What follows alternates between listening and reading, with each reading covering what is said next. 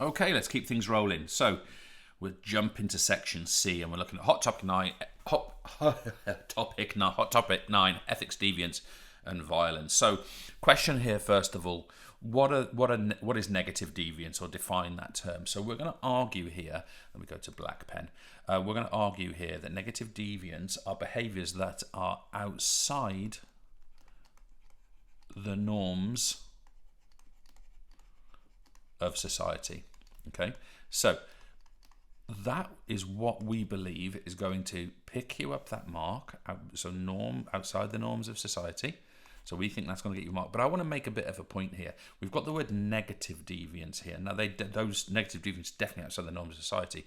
But I just want to differentiate for you what is negative deviance and what is positive deviance. Okay, because they're slightly different concepts. They're both deviant behaviours, both outside the norms of society. So when we talk about negative deviance, we are talking about things like violence. We are talking about things like PEDs. We are talking about things such as, let's say, match fixing. Okay, this is negative deviance, but there are positive deviant behaviours. And when we get positive deviant sort of behaviours, we tend to get what you might call over-conformity. And let me give you an example of this. And I'll give you an example: playing when injured. Playing when injured. So generally, if you think about that, is generally the train going past. It's generally the case that when you're injured, you don't perform. You recover, you rest, you recuperate. But what we're saying is that positive deviance could be that you play when you're injured, or that you overtrain. You're so committed to your training that you do yourself damage. You do yourself some harm. So that is just something I wanted just to differentiate for you in case that becomes relevant, at least, and it will help your thinking. Right, give us an example of negative deviance.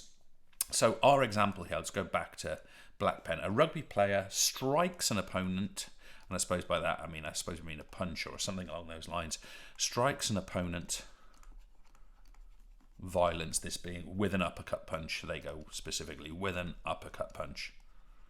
With an uppercut. I'll just put uppercut when in the scrum. Clearly, that is deviant behaviour. It's negative deviance. Now, can I stress to you that if the student here had just put violence, had just written taking a drug, no, this has got to be a sporting example. In fact, I should have included that word there. That has got to be a sporting example to get that maximum mark.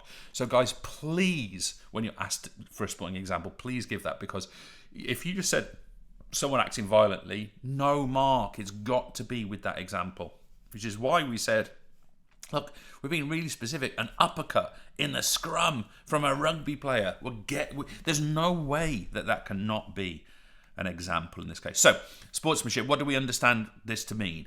It means playing by the unwritten rules. So this is about etiquette and things, isn't it? It's about fairness. It's about a high code of ethics and maintaining self-control. It's treating others fairly. Etiquette is a word I mentioned. It's respect for opponents and officials. I want to take that further. It's, air quotes, allowing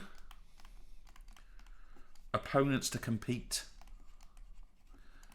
I mean, how tempting is it that you can say, right, I just want my opponent not to be able to do what they need to. No, being a sports person, and by the way, sportsmanship is still the accepted term. Being a sports person, like being sportsman-like, what we're saying here is that, yes, I want to win and therefore beat my opponent, yes, but I do not want to do it in ways that allow my opponents not to compete fairly. Allowing opponents to compete, I should have put the word fairly in there. So obviously, something like taking a drug doesn't allow that. Kicking the ball out of play for an injury is a good example. Walking in cricket, if you're not sure what this is, ChatGPT teacher is about acknowledging that you're out.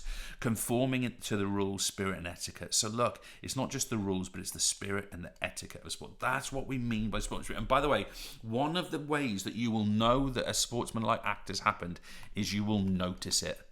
You will notice it because it is what everybody feels is the essence of sport, or at least traditionally it was. Now, when we look at gamesmanship, this is a different thing. It's bending the rules and stretching them to their absolute limit without getting caught. Okay. Now, I don't like that bit on the end. I'm crossing that out without getting caught. You're not breaking the rules. Nothing to get caught for.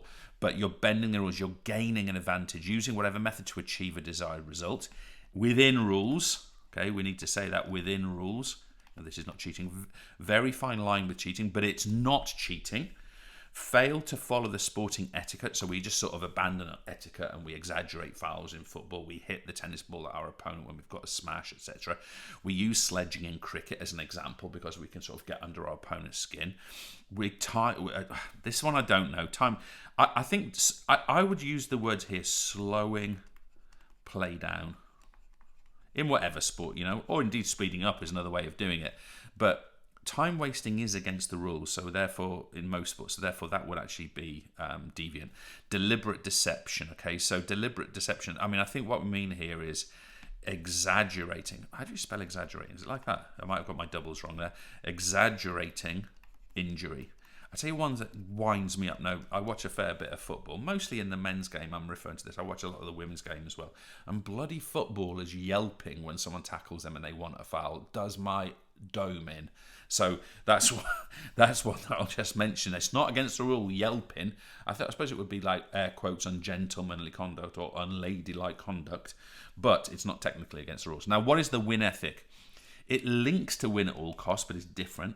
Second place is not an option. That first place is the only target, often referred to as the Lombardian ethic. Vince Lombardi is a world-famous American football coach, Green Bay Packers, and had this kind of marginal gains attitude and tweaked every element of play and coaching and everything in order to win. Evident in modern day sport, no drawn games. So the idea here is that there is no draw. The only thing is winning. Managers sacked if unsuccessful. You'll recognise that in lots of modern sporting world.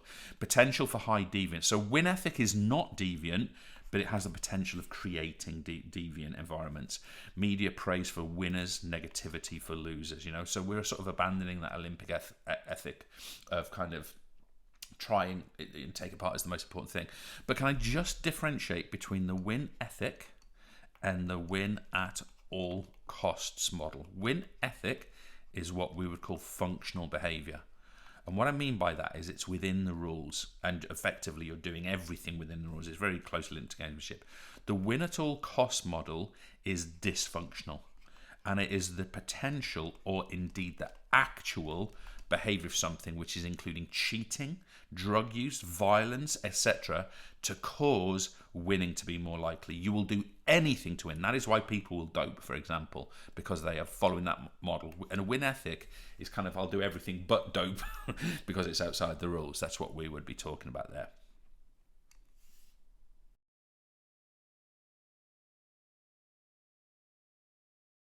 Now, I'm already been shouted at and told that we're potentially over time because we've gone a little bit longer than we estimate we should be at this point. So I'm going to speed up a little bit here, see if we can claw a bit of time back. But hot topic 7, principles of training and the application of periodization. Remember, periodization is about peaking at the right moment in a season or repeatedly peaking at the right moment. And it has numerous key phrases that we'll come to in a second. So let's have a look at this. This image shows an entire training year of an athlete. What a wonderful image, by the way. Evaluate the use of the principle of periodization according to this training program. So what has this person done? So let's just familiarize what we've got here. We've got the sort of the outer red block. That's a mesocycle. So it's I guess a month to what have we got here? It's actually 6 weeks of training. The microcycles are the green blocks. The yellow squares, they're continuous training. The blue squares, they are interval training, and the rest and recovery is in those little pink squares. Notice as well that we've got races here and here. So the first thing I'm thinking about is, who is this person? This person is racing, competing twice a year. So I'm starting to think like this is a competitive swimmer or an athlete or a marathon runner or a triathlete, someone who's doing working towards big events. Okay, so that's what I'm seeing here. But let's start to look at our answer and we'll sort of start to link back to this. This athlete correctly uses the preparatory phase as pre-season, the competitive phase for lots of peaking and tapering, and the transition phase as post-season. So the first thing that our students done in our answer has gone right. They're using prep, competitive, transition. That's correct. And we also notice, we're going to start getting into what is contained within each of those. But the aim of this is to cause that peaking to happen. Now, before we go any further, guys, one of the things I want to stress, and we'll come back to this second, is that is AO1. We're basically saying there's a preparatory phase, a competitive phase, a transition phase, and they're doing peaking and tapering in that competitive phase. That's what we're seeing. And this is what we'd expect from a periodized training year. So that's what we've got. Now, let's move on to the second part of the answer. The early preparatory phase is dominated by lots of continuous work. So let's just stop there and see if we can go and see that. So here's the early preparatory. So I suppose we're looking at this mesocycle here. Almost every training session, almost every single one, is a continuous training session. It seems like a bit overkill. And then the ping, just remember that this is rest. Okay, so it looks like they're having Sunday off. Okay, so that first mesocycle, it's all about kind of body conditioning and continuous training. Okay, so we've got continuous work. So it's likely that this athlete is a games player preparing for more specific training. So it looks like maybe this is a footballer or a hockey player. They're doing all this continuous work in their pre-season, their prep phase, because they want to sort of get ready. The latter preparatory phase incorporates more interval work. So I'm wondering if this is a more power-based athlete that requires explosive energy, speed, and agility, which of course could well be a games player. So let's just have a look here. What we're saying here is that the second half of the prep phase, the second mesocycle, we have got a combination of continuous work, interval training, and rest. Okay, so this appears to be someone that needs like interval work, so it's something kind of power-based in that sense. So again, a games player, who knows? However, the competitive phase continues to see a blend of continuous and intermittent training, should be a G there, with only 2 race days identified. These race days are preceded by a week of rest or tapering. Therefore, I'm imagining this performer to be a competitive swimmer. The continuous suggests they are not a sprinter. Now so if we think what we've got here is a swimmer, can you see how this is not going to be Adam Peaty, for example, the sprinter, because we got loads and loads of continuous. So this is going to be someone who's not this is not like a pure explosive sprint swimmer. This is someone who's going some kind of distances, say. So let's keep going. So I wonder if this might be a middle or longer distance swimmer. The 2 peaks preceded by tapers could relate to gala events. So notice here, guys, that we've got a race here, and we've got a race here, and before the race, what have we got? We've got an entire week of tapering. Now, I'm sure they would be doing exercise, and that was unusual. They just sit at home on the couch. But this particular question is trying to show us they're tapering before the races. We're seeing that very, very clearly with the rest and recovery, allowing those adaptations to kick in. Or even major competitions such as Euros or Worlds. It could even be this person is doing like 1 Olympic Games and 1 European Championships, for example. They are definitely not competing every weekend like a games player would. The transition phase is dominated by rest and continuous work, presumably for general conditioning and to minimize de-adaptation. So what we're saying is that once we get into the transition phase, that we're getting lots of continuous work and we are getting lots of rest and recovery. Lots of continuous work, lots of rest and recovery. So again, this is sort of like preventing the de-adaptation from training, but it's sort of keeping them ticking over. Now let's get into the end of it. A weakness of this plan. So now notice here we're going to talk about positives and weaknesses. This here was all of our AO2 work. Right? Who is this person? Effectively, we're answering the who question using the evidence from the image. Now let's have a look at this one. A weakness of this plan is the narrow range of training methods being used. So what I'm saying a weakness is they're only using continuous and interval. Simply using continuous and interval for an entire year could be very monotonous, and the program could be spiced up with some weight training and especially flexibility training, which could encourage a more sustainable and injury prevention focused of the training. Another weakness is the huge gaps between the 2 tapers and peaks. I count 12 weeks between them, and this could be challenging from a motivation perspective. So just be clear on that, guys. What we've got here is from this race here, we have got 1, 2, 3, 4, 5, 6, you get the idea, 8, 9, 10, 11, 12 weeks. They've got a peak again. That's tough. Okay, that's tough to maintain that kind of peak level in that way. So that could be a bit of a problem. A further weakness is that the transition phase is very uninspiring.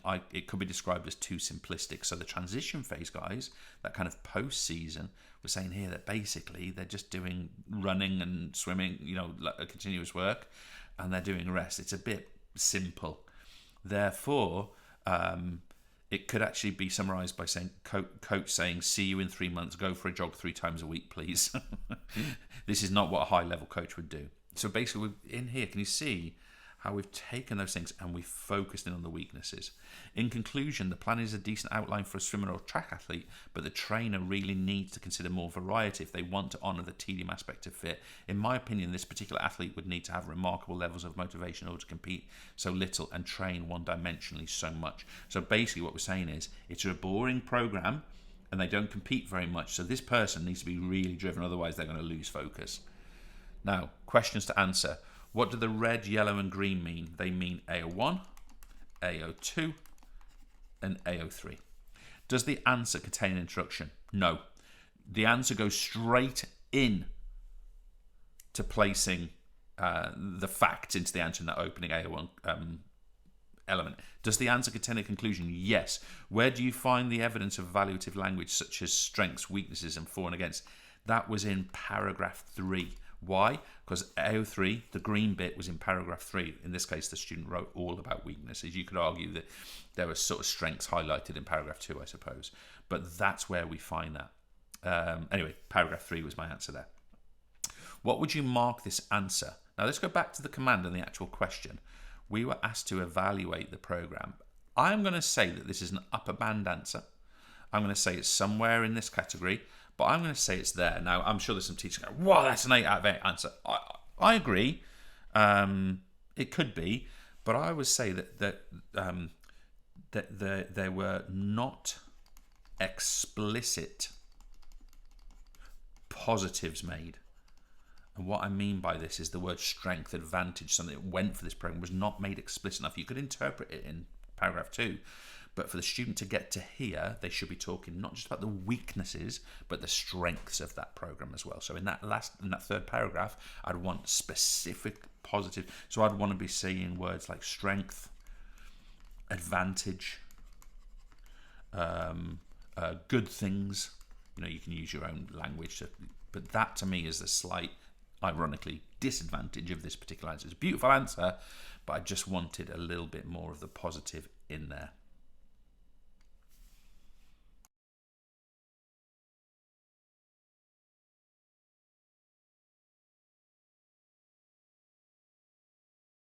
The train goes by me again, folks. This is an area that I think is a really important one. Not because we know it's coming up or anything like that, but I honestly think that lots of students and centres are not very good at this.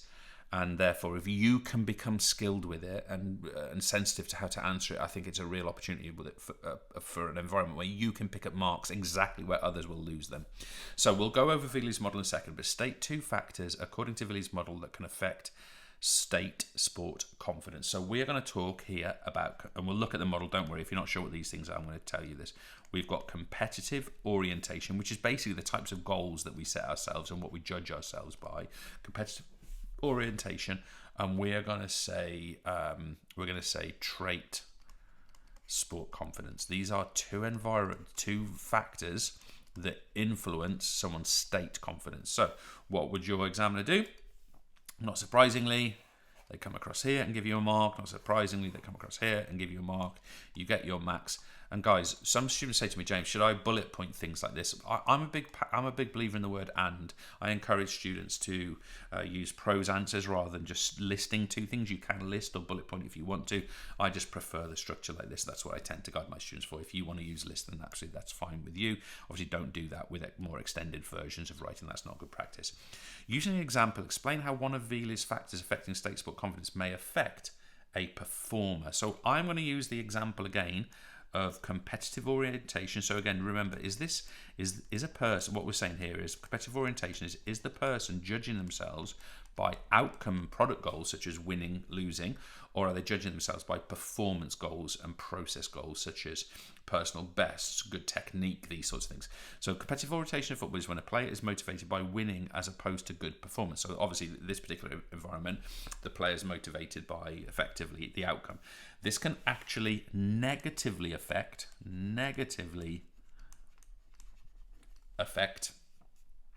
state sport confidence, because winning is not a directly controllable factor. And I'm going to sort of explain this to you in a second. Controllable factor for a football player. Now, let me be clear. This almost goes to the heart of what sport is and how we should judge our performance in sport. If you are motivated purely, and of course everyone's motivated by winning, but in sports it's competition, but if you're motivated purely by achieving a win, there's a major problem because we cannot control that. Whatever sport you do, you could go and have your greatest performance you've ever had, and your opponent does it 1% better, you are going to lose. So that is where competitive orientation, only judging winning or losing, is going to be problematic for this particular footballer. Why? Because they can't control that. They can have their best performance ever and they can still lose 1-0. So that is something that we want to sort of just get across there. Now, let's move things on and actually look at sort of the model that's at play. Here's Veely's model, and I want to sort of make sure you guys have a good understanding of what each of these things is. The objective situation, this is what we'd call the current sporting situation. So whatever situation you're in, we're going to look at an example of one in a second, so we'll come back to that. That's what we mean by this.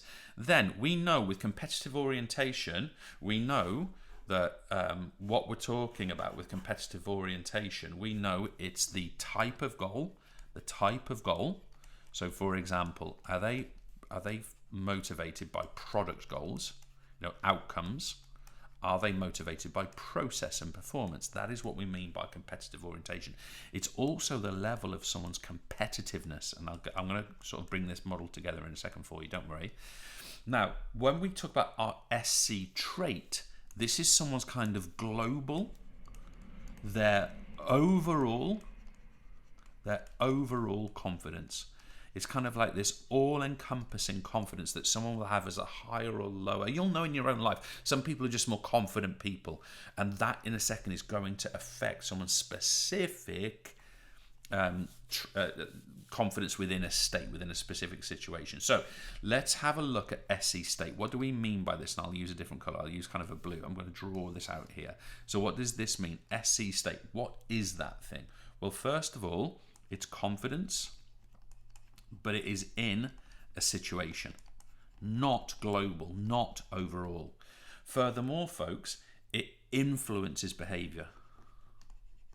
So how, basically, we want to develop sporting situations and scenarios where people's state confidence is high so that they go and have a go at things. They tend to lead, it tends to lead to good performance. So if someone's got a high SC state, it tends to lead to good performance overall. And finally, folks, if it's low SE state, it's going to lead to things like anxiety. Okay, so someone who's got a low state sport confidence in that situation is likely to have sort of a lower level of confidence. Then, of course, what we get is they're then going to perform the skill that they're required to do, and then they're going to perceive the outcome. And this is a very sort of personal relationship. Outcomes, again, coming back to what kind of goals we set, can be different. Even if we lose, we might perceive success, for example, because we performed well. I'm sure you've had experience of that in your life too. Now, what we're going to do is we're going to start applying this. Let's have a look at this scenario. An 18-year-old tennis player has just played round one of their first ever adults tournament and has performed so well in round one that they've beaten the number one seeded player. So just imagine the situation here.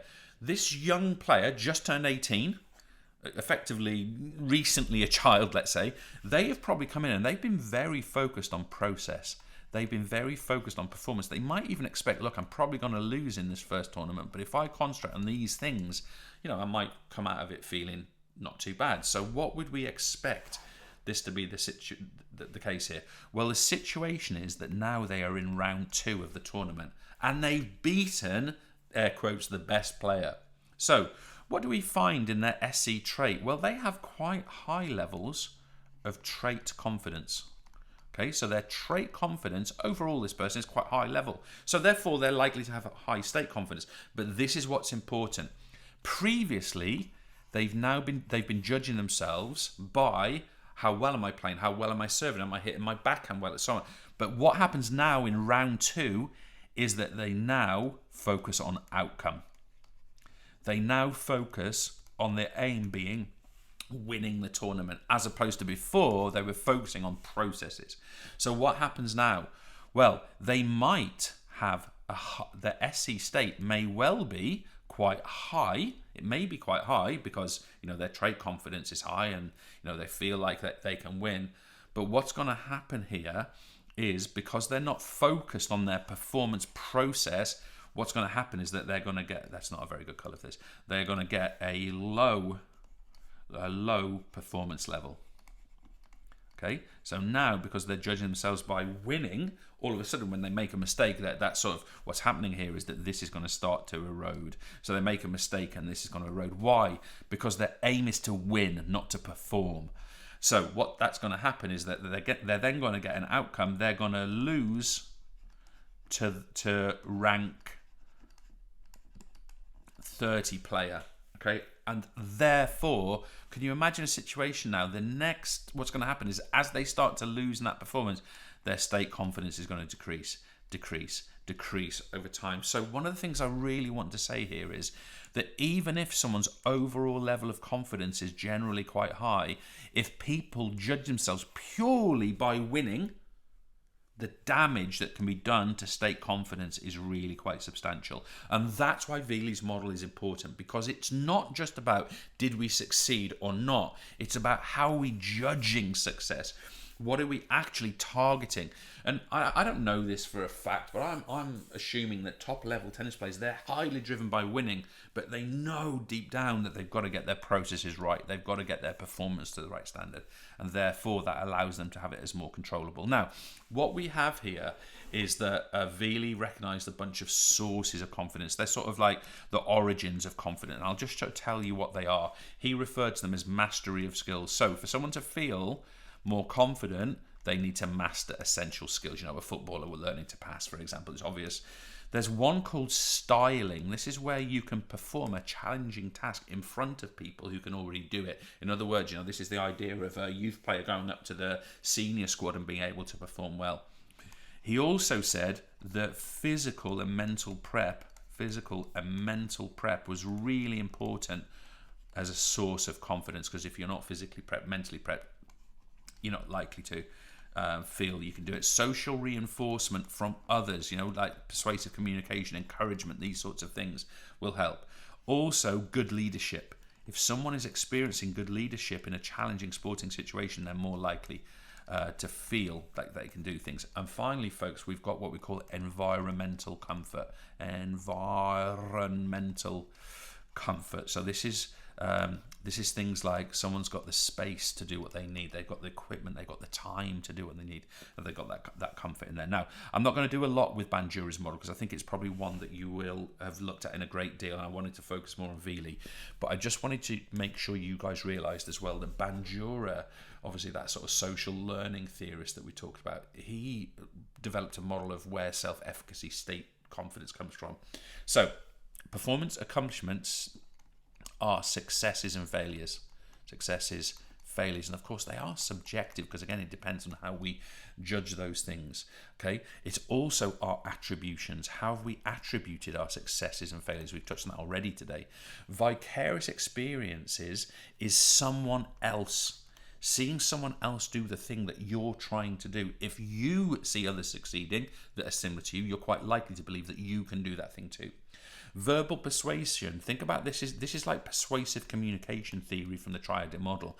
Verbal persuasion, this is the idea that, for example, receiving positive feedback from a coach can make you feel more confident that you can achieve something. I'm sure we've all found that out in our own lives. And emotional control, this is the idea of finding peak arousal, you know, that ideal optimal arousal. If we get those things right, our efficacy expectations will be high and we are likely to perform better. In other words, this is facilitating. But if, for example, we don't see others doing what we need to do, if, for example, we don't get encouragement, if, for example, we're under or overround, if, for example, we've had lots of failures, our expectations will be low and this will be inhibiting of our performance. Why? Because we will not feel high levels of self-efficacy. And that's what Bandura, in essence, developed in that model.